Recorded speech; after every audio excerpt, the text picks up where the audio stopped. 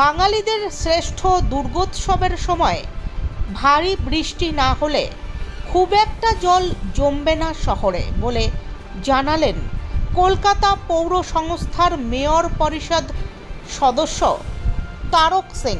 এদিন নিজের ঘরে DG Shantanu Kumar Ghosh, executive engineer PK Dua সহ নিকাশি বিভাগের আধিকারিকদের সঙ্গে বৈঠক করলেন তারক সিং। বৈঠকে পুজোর সময় বৃষ্টি হলে কিভাবে সামাল দেওয়া হবে সেই বিষয় নিয়ে আলোচনা হয়। বৈঠকের পর মেয়র পরিষদ নিকাশি বিভাগ তারক সিংহ জানান, রেগুলার কাজ করি, আমাদের নতুন করে প্রিপারেশন নেওয়ার কিছু নেই। তার কারণ হচ্ছে যা আমার নেটওয়ার্ক আছে আর ইনফ্রাস্ট্রাকচার যা আছে, বিয়ন্ড ক্যাপাসিটি বৃষ্টি হলে জল জমবে, কিন্তু জল বেরিয়ে যাবে। আমি এটা আপনাকে দায়িত্ব নিয়ে বলতে পারি, যে অবস্থা আগে হতো সেই অবস্থা এখানে হবে না, কোনো চান্সই নেই। তার প্রমাণ আপনারা দেখেছেন, ভারতবর্ষের সমস্ত মেট্রোপলিটন শহর সহ লখনউ ফখনউ সবই ডুবেছে।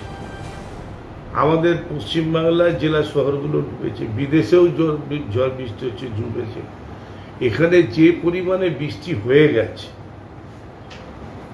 তার ডাবল বৃষ্টিও যদি হয়ে যায় তাহলেও এইখানে বৃষ্টি 6-7 ঘন্টা 8 ঘন্টার বেশি থাকবে না।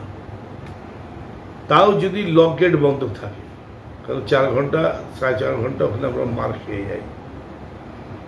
তো আমরা আমাদের কলকাতাকে 4টে ভাগে ভাগ করেছি। ড্রেনেজের 2টো ভাগ আছে। একটা বড় ভিত্তিক ড্রেনেজ সিস্টেম আছে, যার ডায়া হচ্ছে 600 নিচে। 600 নিচে যেগুলো আমরা পুলিশের কাছ থেকে লিস্ট নিয়ে নিয়েছি থ্রু কমিশনার, আমাদের কাছে ওয়াটার লগিং এরিয়ার লিস্ট আছে। যদিও ওই লিস্টটা আর কোনো কাজ করছে না, কারণ এখন তো অনেক ডেভেলপ হয়ে গেছে, তথাপি আমরা পুলিশের কাছ থেকে যে লিস্ট পেয়েছি তাতে 119টা জায়গা ওয়াটার লগিং, মানে অ্যাঙ্কেল পর্যন্ত ডিপ এখন পর্যন্ত জল জমেছে, অ্যাঙ্কেল তার উপর।